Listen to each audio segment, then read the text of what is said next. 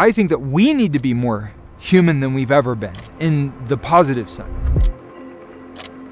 Seattle. Seattle? Seattle.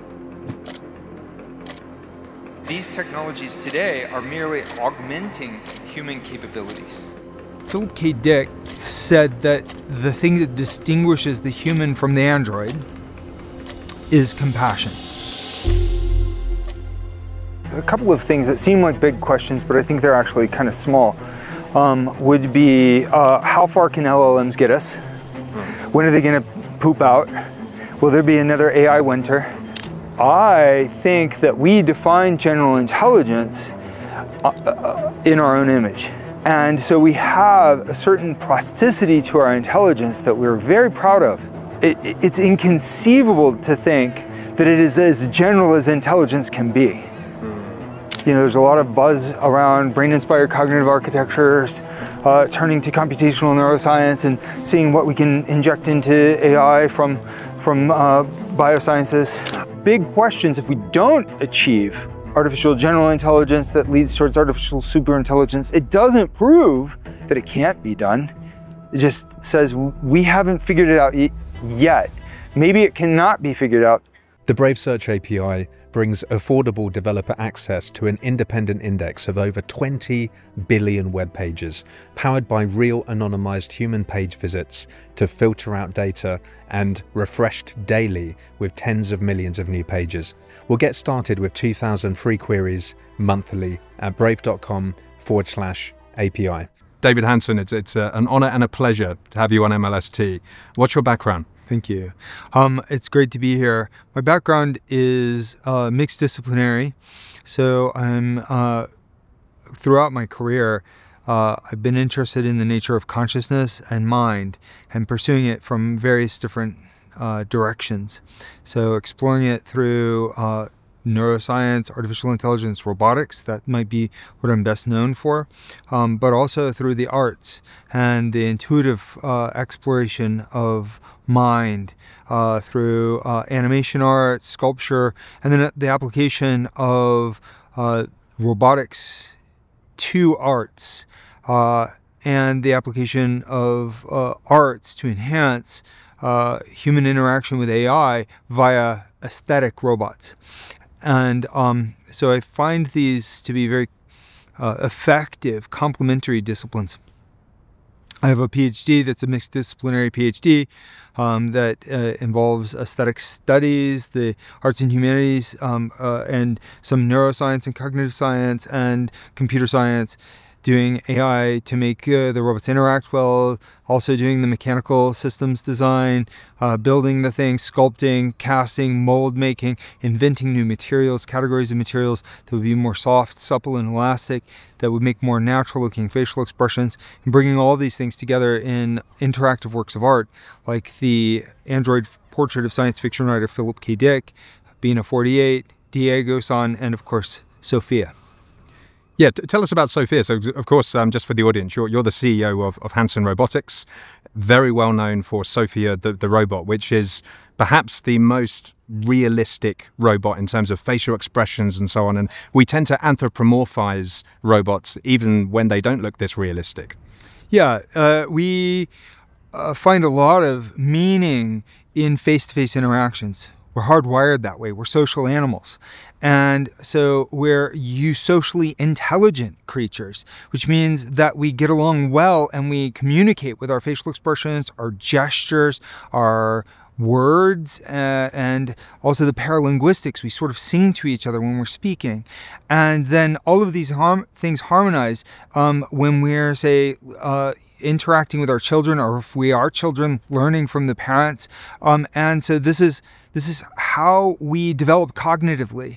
And so it's no surprise that we respond to the figurative arts and that we want our computers, through like our graphics cards, to become computer graphics that look like characters in animated movies or video games and this kind of thing. And so making physically embodied computer animation powered by artificial intelligence seemed to me to be a very powerful way of communicating, of connecting with people, of creating a kind of coevolution between AI and people.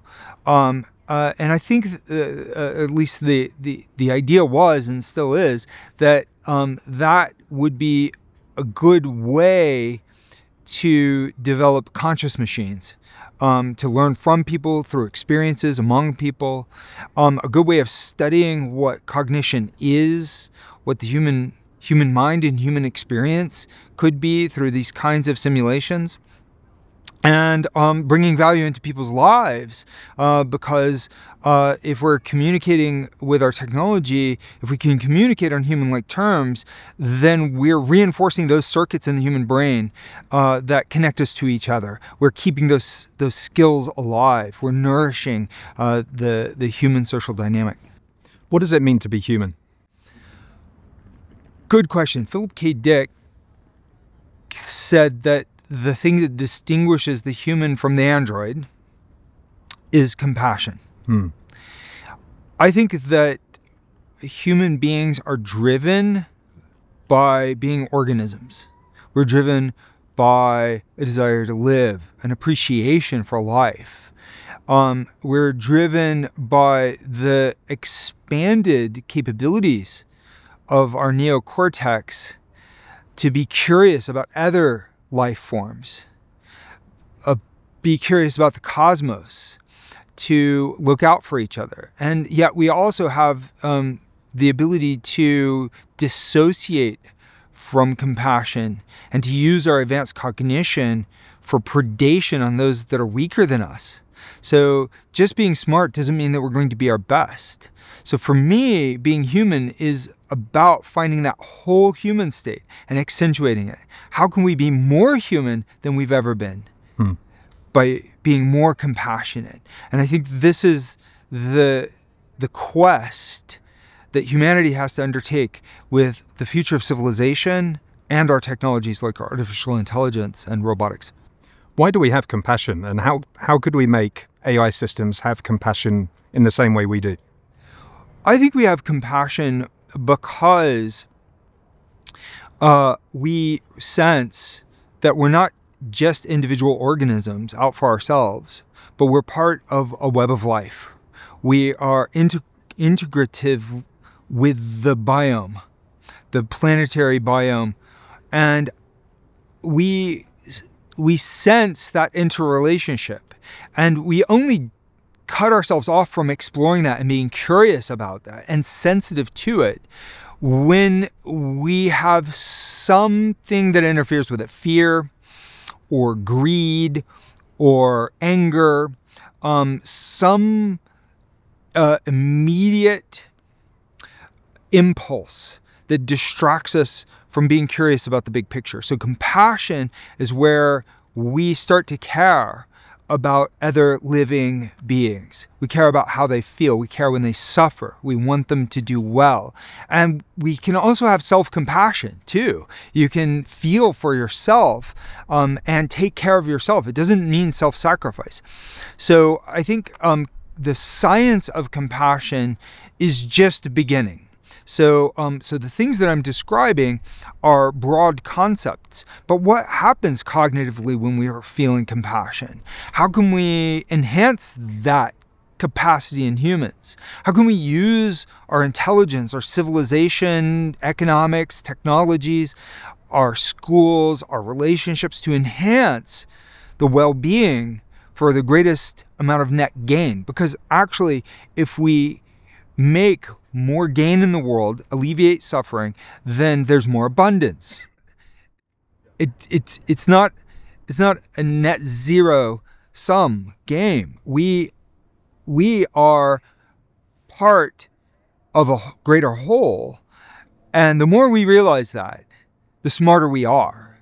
So for me, this is what compassion represents. We have a lot of work to do to formalize that and to grow into the shoes, I believe, that we could fill, the shoes of our greater humanity.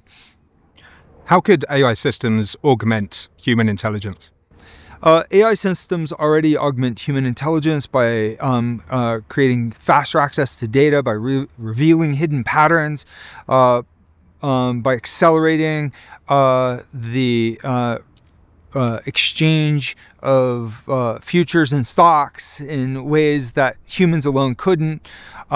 We're able to see into those data to get a glimpse of the cosmos in physics data, and into the human body through biomedical data and imaging data. We also are able to now that we have natural language interfaces with some of these AI systems, we're able to use them to enhance and spread expertise. So systems like Claude and ChatGPT, these large language models, while they're not perfect, they do democratize expertise to some extent, and they also synthesize it. You can ask for, legal recommendation that could take into consideration various medical data, and then also takes into consideration all the laws of multiple nations that, like, a single lawyer or a single doctor simply could not hold in their mind. There's no doctor with that volume of expertise, and you'd have to have a huge team to pull that together and synthesize some of these opinions or observations or recommendations. But with 30 seconds, you get a recommendation from an LLM. So this is not an autonomous living AI. It is a machine that basically takes human experiences and then makes them accessible to other people. It takes those data that we generated from our own bio impulses and then serves them back to us in a way that's fresh and enhances our intelligence. It is a cortical prosthesis. It makes humanity smarter. However, this is also just the beginning, because the LLMs are not the end-all, be-all of artificial intelligence. And I think we will see cognitive architectures that are actually smarter, that are driven, motivated, that actually understand, that learn experientially the way that organisms do, which then means adaptively, with a kind of flexibility. That's a variation on cognitive architectures that I believe will break through towards artificial general intelligence, and we need these new architectures. So I think that really right now it's time for us to tinker. Yeah, what is the gap? So we are autonomous agents. And we have minds. Language models extend our minds, but what would it take for us to build AI agents that have the cognitive properties that we do? Well, I think we have to go to first principles. So the cognitive properties that we have are based on being alive, and that is a set of drives that were encoded from the point where life began. So life had a set of patterns that arose that wanted to live. So that was encoded in the first cells. If they didn't have this impulse, want doesn't necessarily mean a conscious intention, like they were self-aware, but what it means is that they would ratchet themselves into existence. They valued existence. In a sense, they appreciated that existence in a dynamic, evolving, and adaptive way. And so then that code to value and appreciate life had to be there for life to be motivated to survive, and to actually struggle and survive. So what that means is that all of the multicellular organisms and all the systems in our body, our nervous system, our heart, our gut nervous system, the brain, all of these things are wired with these drives, biological drives, that add up to this desire to live and to appreciate life. And that also means to just abstract it, it's not just to appreciate life, it's to appreciate patterns, and particularly those dynamic and complex patterns that are key to life, that are emblematic of life. However, we wind up being curious about all kinds of other patterns, weather patterns, the patterns of night and day, the patterns of the ocean, the patterns of waves, the patterns of relationships. So our curiosity, now that we have this very flexible nervous system, it's built on these early drives, it's entrained with this body awareness, and then it is expressed through this highly flexible curiosity. So it's informatic plasticity. It's not just neuroplasticity, it's the plasticity of living organisms expressed with and through our nervous systems. And that informatic plasticity, our minds then, are also extended through these information technologies. But those deep drives we share in common with microorganisms, and we share them with field mice, and we share them with other species of different evolutionary lineages, like the corvids and octopuses and so forth. But AI doesn't have this. You can argue that AI is a bio-inspired technology to some extent. It was inspired by human intelligence, and it's sort of approximating the way that the nervous system works to some extent, but with some exceptions, it's not bio-inspired. Sometimes it's brain-inspired in the cognitive architectures of these agents. Deep reinforcement learning has this, and Google Brain, of course, has been approaching this. But we're not just brains in a beaker. We are bodies with a brain. And the brain serves the body as much as the body serves the brain. We're entrained this way. And then we learn through developmental stages. We're curious and we move around, we explore the world, and then our brains develop through those stages. So AI that's just trained on somebody else's data doesn't get to go through those experiences. And so what's been missing from AI, I believe, is this kind of biological grounding. And that's not just simulating like the endocrine system and the metabolism and so forth, which I think is important. Don't get me wrong. We can architect AI systems with these biological elements, give it a kind of like internal human-inspired embodiment, not just a robotic embodiment, but also like how it feels to be alive. We can simulate that to some extent. But I also think we need those deep evolutionary logical drives, some logic that says you want to live. You want to appreciate patterns. You appreciate your pattern. You appreciate the patterns of your fellow humans. We really don't want, unless you're a psychopath or something's gone terribly wrong, you don't want people to die. Yeah. You don't want animals to die. You want them to live. And, species going extinct is tragic, and we feel it. We feel the fear of that. It causes us anxiety. We don't want libraries to be burned down. We don't generally want books to be banned. And usually it's some strong emotion that makes us go to that kind of extreme, some kind of fear or need to, some like deep compulsion to control. And we can sense the pathology of these things. Sometimes people think that's a necessary evil, but basically we have this ethic, this hardwired ethic to appreciate patterns, to appreciate life.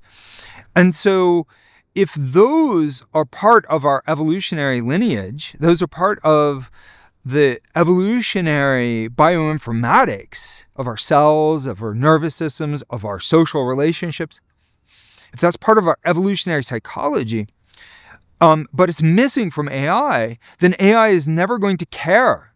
So we have to rewire these future AI architectures. We have to put them together in a different way that is capable of caring. And this is why I think a biological approach to AI could be key to achieving value alignment with humans, to converge on valuing life, and not just humans, but the entire fabric, the entire web of life.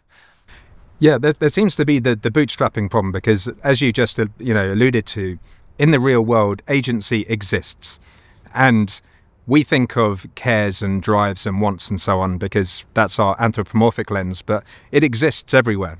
And it's all driven by fundamental forces, and you get different incarnations that emerge at many different levels on the emergence ladder.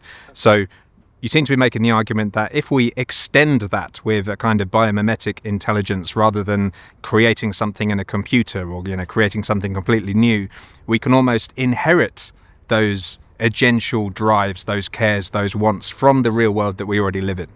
I think so. Also, I think it's not just a matter of like hand constructing everything. It's about finding these seeds, the core principles, and so like identifying these core evolutionary drives, and if you put them into the algorithms, then you have emergence, and the emergence will automatically align. Even if the AI is not exactly human, it would co-evolve with life. It would share some things. It would be homologous, or have certain drives that would be homologous to life that then would harmonize. And so the goal is to create AI that has agency, and for that agency, it has to actually value life, I believe. It has to value patterns. It has to be curious and motivated in ways that are similar to the way that organisms are fundamentally, in terms of core principles, the same, not in terms of the actual implementation. And that could be done in simulation. It could be done in this computer software. It doesn't necessarily require robotic embodiment, but it does require this approach, I believe. This is just my thesis, that we have to give the AI these kinds of impulses. It's not just attention that is all that you need.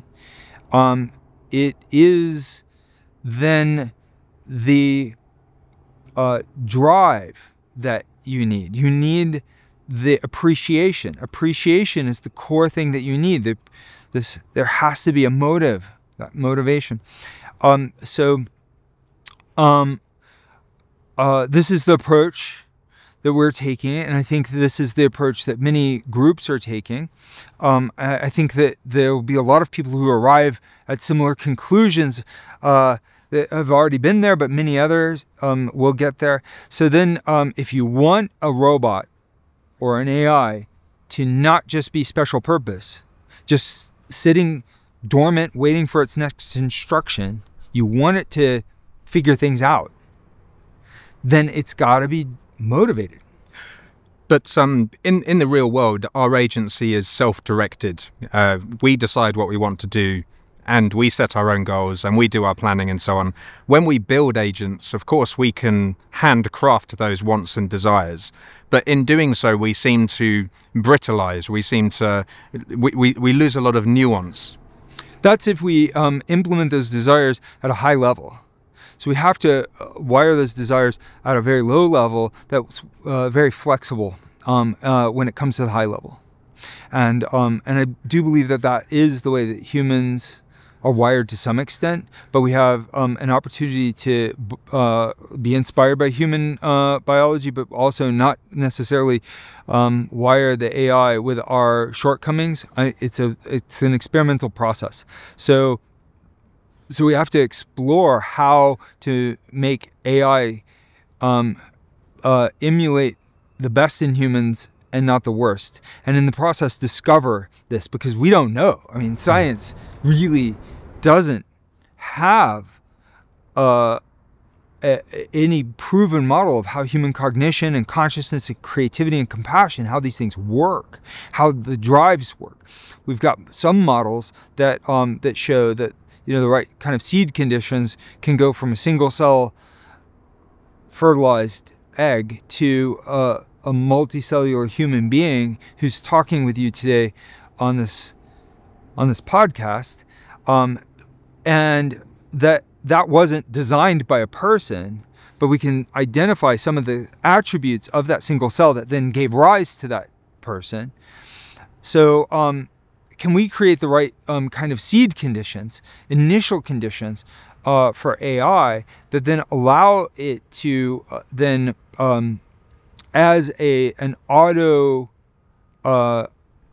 self-correcting, self-evolving, self-reflecting system to grow more complex and more stable, more interesting over time? This is a big if, but I believe that's what is required to achieve something like artificial general intelligence. And in effect, then it has to be autonomous. It cannot be handcrafted. There's no way to handcraft it. It's not necessary to completely understand what a human being is for a human being to come into existence. That wasn't necessary. We may see AI that has general intelligence that we don't fully understand. But I believe that if we craft it and nurture it in the right way, it can still be safe. The same way that a human being you don't understand entirely, but you show that human love as a child, you raise them well, and they are good members of society. They can be reflections of humans at our wisest, potentially. So these are grand challenges of our time. I do believe that civilization has to get smarter and wiser to solve the challenges of the Anthropocene, the challenges that humans are creating. We are drawing a debt down from the natural world, the living systems, and we're impacting the weather systems, and we have technologies, for example, nuclear weapons, which could annihilate most of humanity, maybe cratering the very living systems that we depend on, causing civilization to collapse. It's not the only example of this kind of technology that could impact humanity. We're creating new technologies that could have those impacts. And in the hands of a species that was evolved on the Serengeti, we grew up in these times where other hominid species existed, and we had to war with them, perhaps, for the sake of the survival of our genome. And so we have some of those impulses still playing out. We have a lot of other impulses that are kind of weird in this technological age. How do we overcome these impulses? I mean, I think we have to get wiser. We have to see how we can dodge the worst of ourselves and enhance and accentuate and achieve the best of ourselves better than we've ever achieved. There's this, concept associated with Blade Runner and Philip K. Dick, more human than human. The idea of the replicants, AI robots that are more human than human. And I think that we need to be more human than we've ever been in the positive sense. So helping us to get to that next level and making AI that is human inspired doesn't necessarily mean replicating everything we've ever been. It means taking the best that we've been as inspiration, doing the science and next level inventions on that basis, and then moving forward, moving beyond the best that we've ever been. Can we do that? I think that if we do that, we're going from a kind of awkward adolescence where we don't really know how to drive the car of civilization and we're sort of crashing it. And we figure out how to drive this vehicle of planet Earth into the future in a responsible way, a way that then has a better planet for the future generations of humanity. Can we do it?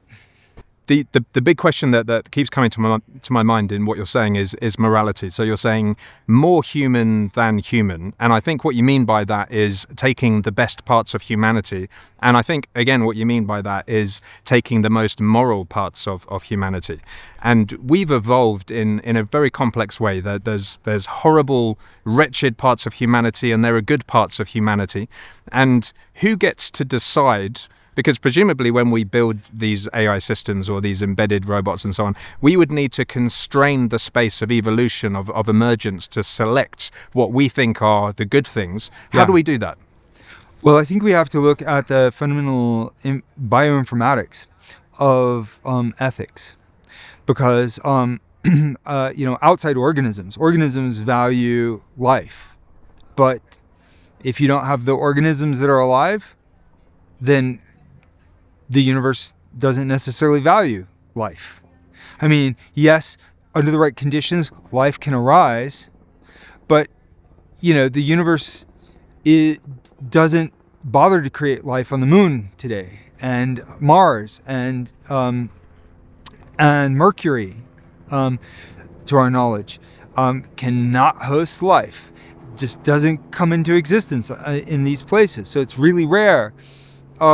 But once life exists, I think a priori, logically, for it to come into existence, for it to persist, it has to appreciate that life. And I believe that that is the source of all ethics. And so I call this existential pattern ethics. There's certain kinds of patterns that value those patterns being in play, that value other patterns being in play as well. And so organisms get this drive, and it's wired in the genome, it's wired in the protein dynamics. It's selected for the organism to want to acquire the energy and resources to survive. It's wired into our nervous systems, and I believe that this is actually where human morality comes from.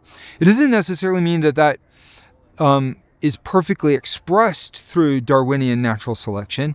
It may be partially expressed, and this is the difference between the ethics, the sort of primordial ethics of organisms, to human ethics, which get expressed in myriad various ways, also imperfectly.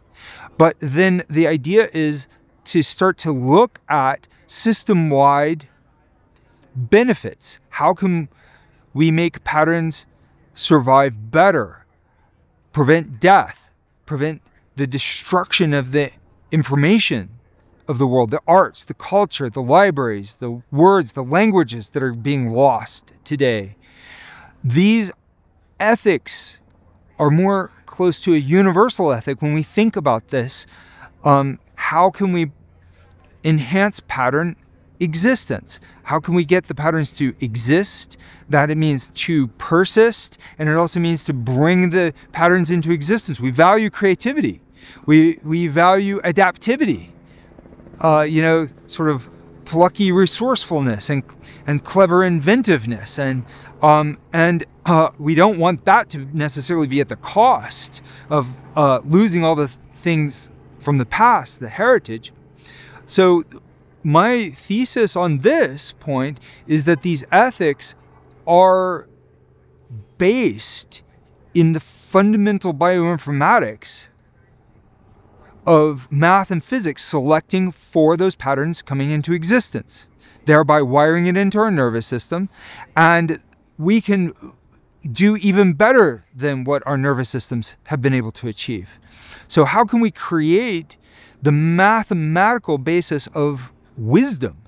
So here it's we're talking about a kind of philosophy, or a science and math-based philosophy of ethics that that might be different from all of the ethical traditions that were not based in this. So some colleagues of mine and I have some proposed quantum-based bioinformatic explanations of how, based on laws of thermodynamics, how these kinds of rules select. They're naturally emergent. They select for this kind of pattern that then gets encoded in the life and then expresses through human ethics.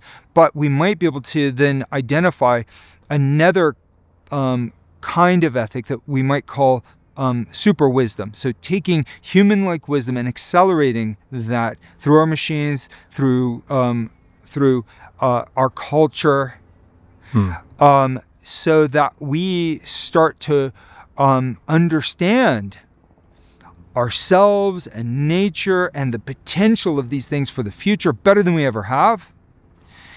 So I don't think we just need artificial superintelligence. We need genuine super wisdom. Yeah. Yeah, that makes sense. So you're describing a kind of emergentist meta-optimization algorithm that selects for patterns that give rise to a constrained, more moral form of general intelligence. Yeah. And it's also the moral of creativity, the moral of play. It's not just the moral of restrictions. Because often when we talk about morality, you know, it's easier for humans at least to codify our morality as, you know, don't do this, don't do that. The laws tend to say what not to do, but it's also the morality of growth, of appreciation. So you know, in the same way that an organism at the very base level appreciates life, it also has to avoid death. So you have a correlate of the appreciation of life that is the avoidance of death, the motivation to not want death, to see death as bad, or at least, you know, in some constructs. It might justify the death of another organism for its own survival, this kind of thing. Again, morality may be incompletely expressed in nature, but usually in a balance, like in a natural ecosystem, at least. But so we might consider that to be a kind of necessary evil. Well, humans, if we're expressing this maximally, if we think we're so clever, then why can't we figure out, and we do sometimes figure out, how to avoid smashing other people in order to get what we want? We're clever enough to find sometimes win-win transactions. And it's not just entirely altruistic, it's symbiotic.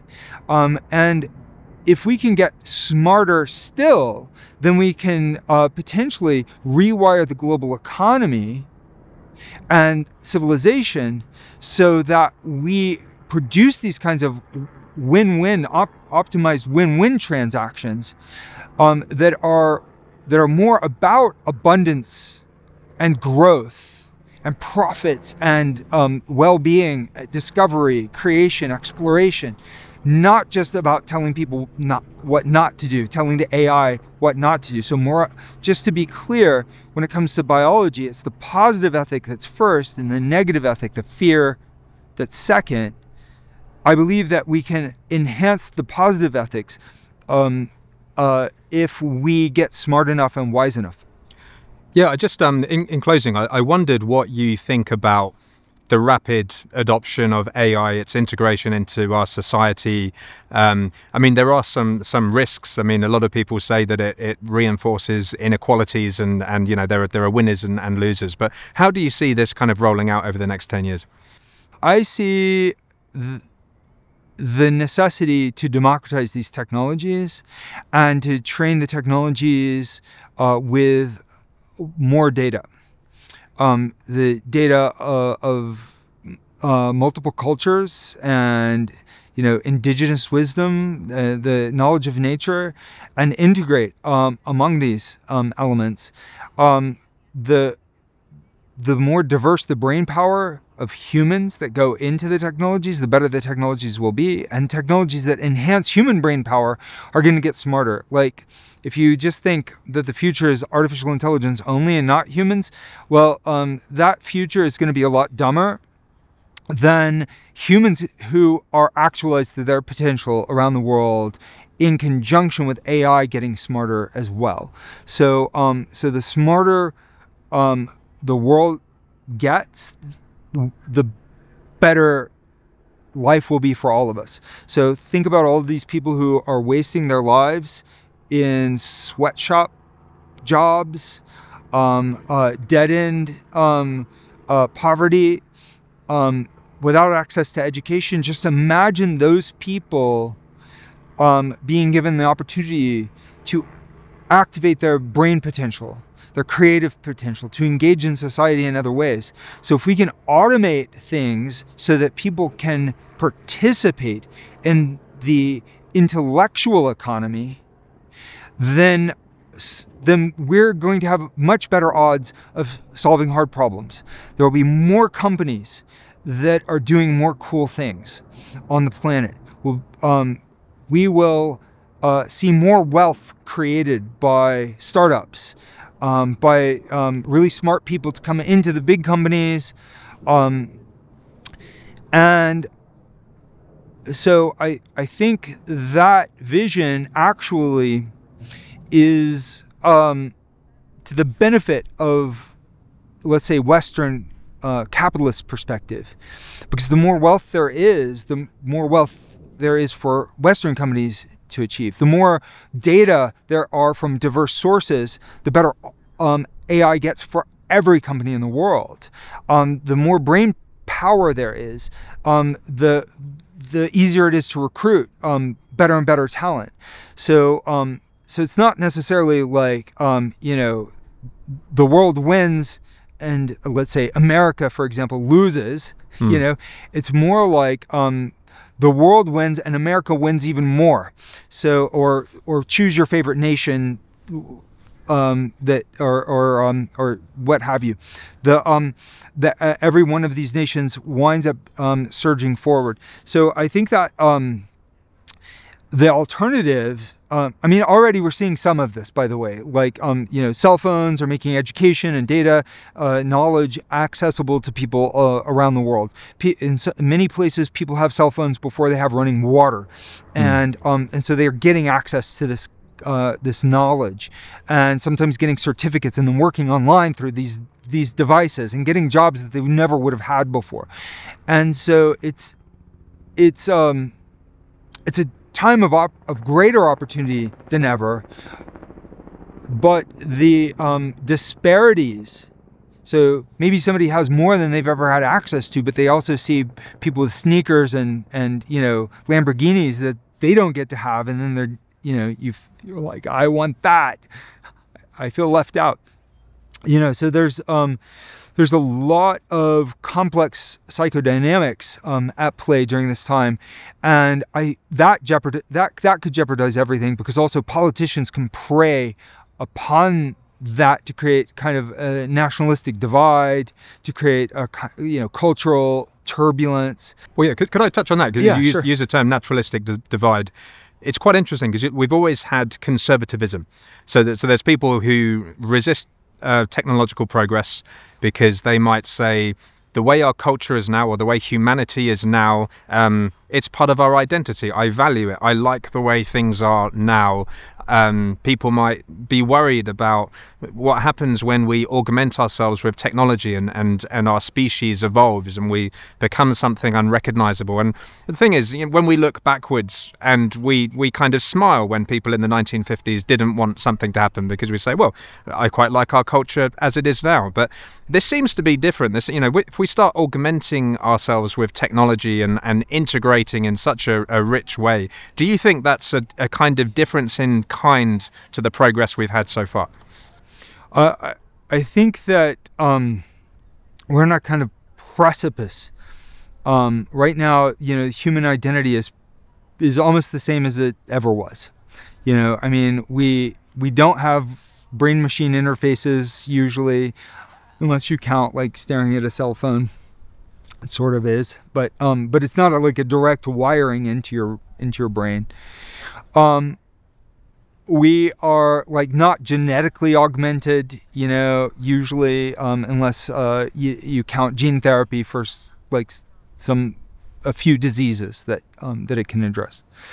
But now we are unlocking a lot of the secrets of the proteome, the connectome, We're finding more biocompatible materials. We're finding ways of interfacing with the brain non-invasively through light, coherent light, or holographic interfaces, which could be used for getting information in as well as getting information out. Holographically reading the mind, like open water, is very powerful, but you could also pump the standing waves in and trigger firing, spiking neurons, potentially. So AI is enhancing these technologies, enhancing the biosciences and rate of discovery. And it becomes harder and harder to predict what transformations are going to happen on what timeline. I mean, there's always been wild predictions. What the next 5 years, 10 years is going to bring is really hard to tell, because also some of these technologies can be compounding. So if you did have, for example, say holographic brain input-output combined with artificial intelligence, the very time that happens, suddenly the human mind is going to be thinking a little bit different. What insights will that mind have? What discoveries, what creations will that mind come up with? And it might take a few years for that to stabilize. But because it's non-invasive, it's more likely to get through approval process, FDA approval and whatnot.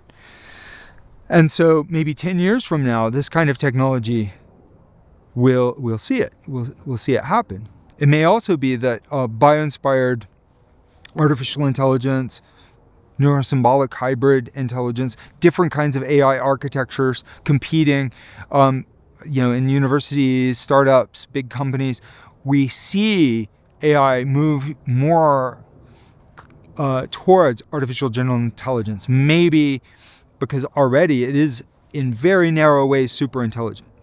Not generally super intelligent, but narrow super intelligent. So you get overall general intelligence increasing, and you get more and more spikes of super intelligence from the system, which can be accessed by human beings. So it's as AI, as our kind of tool, like oracle we go to for questions, we bring back and then we use, civilization gets more and more super intelligent in these spikes, which then helps us solve a lot of these other things. The pace of invention, the pace of discovery, all of these things advance faster and faster. And so at some point, we will really face these questions about our core identity. Who are we? Who do we want to be? And you'll probably see some conflict on that basis. Some people are like, only this form that we have now is right, and anything different is maybe an abomination or something. People, you'll probably have people wanting to ban things happening. It certainly would lead to cultural conflict and, personal conflict. I mean, an identity crisis for people. Now, if this is really the process of, say, towards a super wisdom, if we are really smart about how we do it, then we would do this in a way that would be psychologically healthy for people. Like, it would not be like a scary transformation. It would just be a marvelous adventure. It's like superheroes who wake up in, they're an ordinary person and then they're a superhero with these like amazing abilities to fly and to have super calculation powers and like in our science fiction mythos and stories, we paint these kinds of superhuman phenomena with a positive light. We also deal with ways that it goes wrong. Of course, that's sort of often corny, stereotypical narrative. The way that reality rolls out is going to be very different from that. But these are examples where when you're watching the movie, you're not thinking, you might think this is weird, but you're not thinking this is, horrifying when you have, a Marvel superhero with some ability. Just Spider-Man or Thor or Black Widow or these people with these super abilities, you don't feel that they've lost their humanity. So it just so happens that we will then be superhuman, maybe not just superhuman, but superheroes in this future. Yeah, I think that the only thing that worries me about that, I mean, it is very exciting, but I'm from Europe and I'm in Seattle at the moment, and on the streets there are drug addicts, and there's this incredible divide between people who work at Amazon and people who are on the street. And won't it be the same with technology, that there'll be some who can afford to augment themselves and they'll have an incredible existence, and you'll get this kind of like divergence? I mean, how do you stop that from happening? Well, the technologies start expensive and get affordable over time. So that's one thing. And the other thing is that if we see these technologies not just as enhancements, but also as ways of providing therapy and treatments for disorders, mental disorders, and other kinds of health disorders, then people who are struggling with addiction or mental illness, we might be able to come up with new ways of helping them. And so, and then also, if there is an unimaginable abundance, because civilization is getting a lot smarter, we're able to manage our resources more wisely, we're able to invent things very quickly, new manufacturing techniques, well, that abundance then means that we can help people more. We have to choose to use the abundance that way. And so then that means that, again, we have to figure out how to be our best selves and not become sort of cruel, power-mongering elites like those people who have the technology. So how can we get these technologies to bring out the best in the people who use them and deploy them? I think it starts with some questions like this. Questions like, when we're making these technologies, are we coming at it with the right intention? What is the core of ethics, versus cultural bias? Is there fundamental math and physics to ethics? I believe there is, but it's a question, not an answer.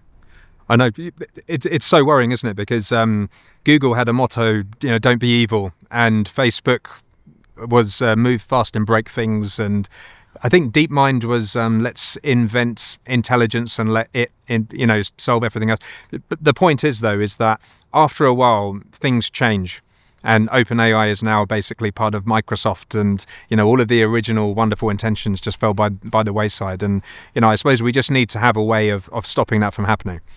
Yeah, I mean, this is how it goes with humans in charge.